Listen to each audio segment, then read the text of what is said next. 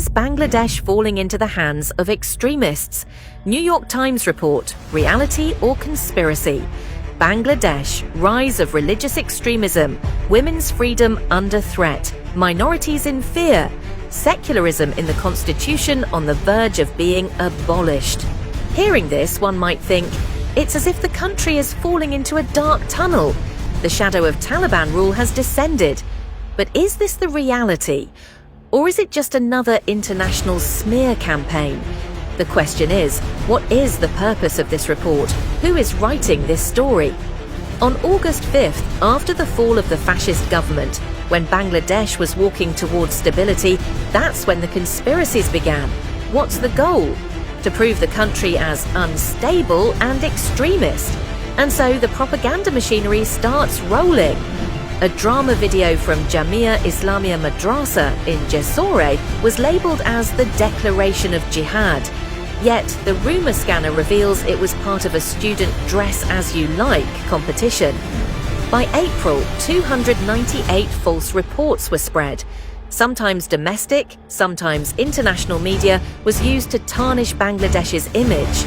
Why? For whose benefit? Women's freedom, propaganda versus reality. The New York Times claims women's freedom in Bangladesh is shrinking. But is this true? For the first time ever, a Bangladeshi woman became a major general. The women's football team won the SAF championship 2 years in a row. In the garment industry, 80% of the workers are women, driving the country's economy. Women's progress in education, administration and healthcare is globally praised. So what is the truth? What is the propaganda? A false narrative was spread about the Joypurhat incident.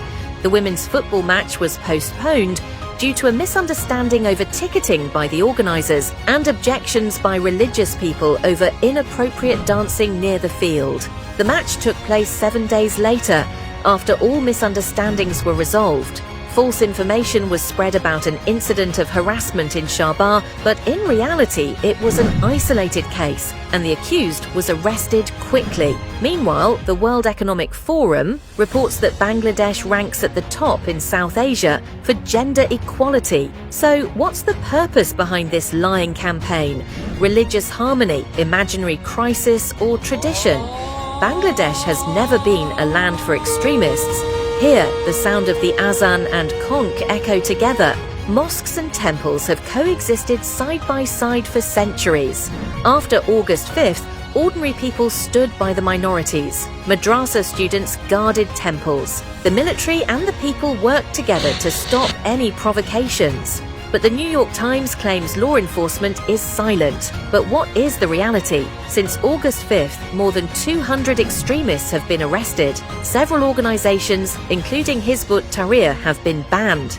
Strict operations are being carried out under the zero-tolerance policy. But to destabilize the country, the allies of the previous fascist government are now appearing as Hizb ut-Tahrir, sometimes as ISKCON, and spreading propaganda. There is propaganda claiming that secularism is being removed from the constitution. But what's the truth? The constitutional reform is still in its early stages.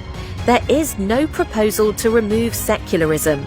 The concept of pluralism has emerged in discussions, not as an alternative to secularism, but as a complement. But no decision has been made yet. It will be based on national unity. So why are these rumours being spread? An international conspiracy to tarnish Bangladesh's image on the world stage? Before the elections, an attempt is being made to portray Bangladesh as extremist. But why? If Bangladesh can be shown as extremist, foreign intervention becomes easier.